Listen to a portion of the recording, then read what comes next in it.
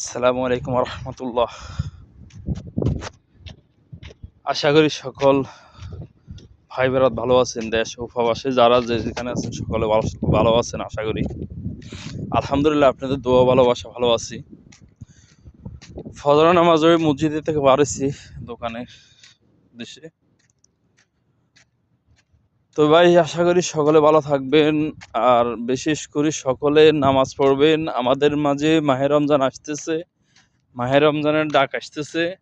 আমরা সকলে 30 রোজা থাকার জন্য প্রস্তুতি নিই, এমনকি রমজানের যে আদর্শ আদর্শ অনুযায়ী আমরা চলার তৌফিক যেন আমাদেরকে আল্লাহ দেয়। রমজানের 30 রমজানের যেমন কেউ ক্ষতি না হয় সেই হিসেবে আমরা রোজা থাকবো, অন্যকে উৎসাহ করব। কেউ যেন আমার কারণে অন্য কেউ রোজাদারির ক্ষতি না।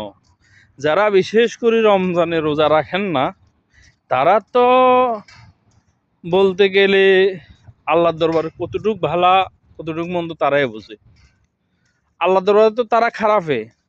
আমি যদি 11 মাস এভাবে সারাদিন খেতে পারি, 1 মাস আল্লাহর দিকে রেনি, আল্লাহর ভয়ে আমাদের ভিতরে যদি থাকে, অবশ্য আমরা রমজানের রোজা রাখার চেষ্টা করব। ভাই মরতে তো আমাদেরকে হবে, মরার পরে আল্লাহর কাছে কি জবাব দেব? আমরা 30টা রোজা যদি না থাকতে পারি, 30টা রোজা তো আপনার জন্য উপকার, শরীরেরও উপকার, সব কিনে দিয়ে উপকার। তো আপনি 30টা রোজা থাকার চেষ্টা করেন।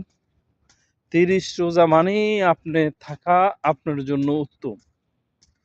তো সেজন্য বলতেছি ভাই, রোজা রাখুন, অন্যকে রোজা রাখার ব্যবস্থা করে দেন। রমজানে কার কোন অসহায় মানুষে খাইতে পারেন না, এর পাশে যাই দাঁড়ান, ইনশাল্লাহ সেই প্রতিদান আল্লাহ তাআলা আমাদেরকে দিবে। আল্লাহ তাআলা আমাদেরকে সে প্রতিদানের ফল দিবে। তো আসুন সকলে মিলেমিশে আমরা রমজানে রোজা রাখি ফুলের মতন। এই ফুলের মতন দেখেন, এই ফুলের মতন পবিত্র রমজানকে যেমন আমরা পালন করি, এই ফুলের ভালোবাসার মতন দেখেন, দেখছেন? তো সকলে মিলিজুলি আমরা রোজা রাখার চেষ্টা করি। আল্লাহর অশেষ রহমতে রোজা থাকবো, অন্যকে উৎসাহ দিব, ভালো পথে চলবো, 5 ওয়াক্ত নামাজ পড়বো ইনশাআল্লাহ। আল্লাহ যেন সকলকে তৌফিক দেয়। আসসালামু আলাইকুম ওয়া রাহমাতুল্লাহি ওয়া বারাকাতুহু।